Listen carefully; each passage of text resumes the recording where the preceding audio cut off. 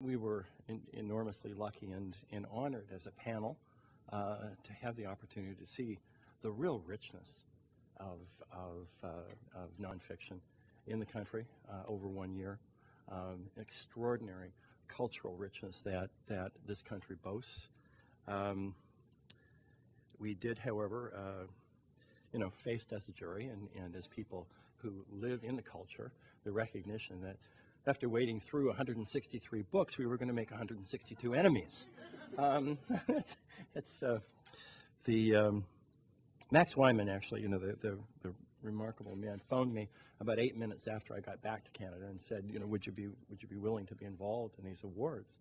And I said, well, that'd be fine. He said, you're going to read all the books anyway, but this way you get them free. But I couldn't have imagined that there were going to be 163 of them.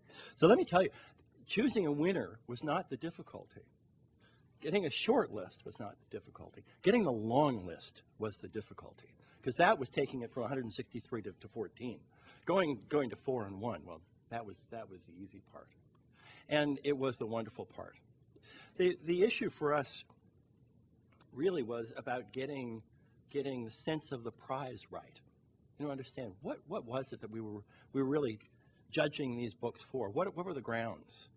Because any one of these books on the short list could have been the winner in any year. They are remarkable books. Each of these books touched us all deeply. We had regular phone calls, but there were also the off-moment phone calls when we said, wow, did you read that? Do you get that sense of excitement that the book brought? We came down in the end to say, this is a literary award. This is an award that's about writing, that's about great writing. It's Daphne's book. It's a book of tremendous importance, tremendous social importance, and has already had, it's been the movement behind exciting change here to actually get something done about a horrible social problem. Christopher's book,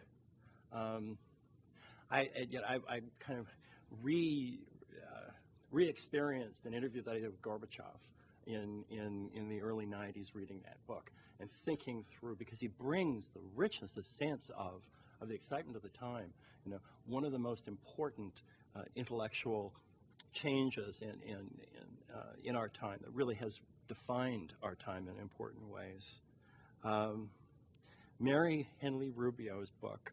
There were so many fine biographies this year, but reading the book and finding a biography that is itself full of wonderful writing, and that sparked a great conversation between Stevie and I about how we cried as we read the Lucy Maud Montgomery books to our kids. It was a harder confession for me than for Stevie, I think, but it was still remarkably important.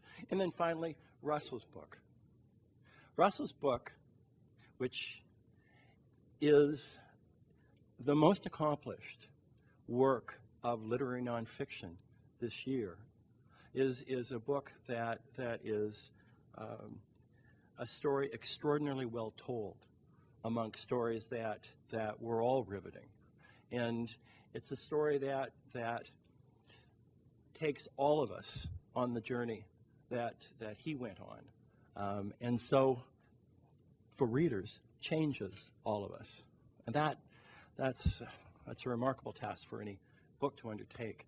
And it's for that reason that Russell's book, Burning Down the House, is our winner this year.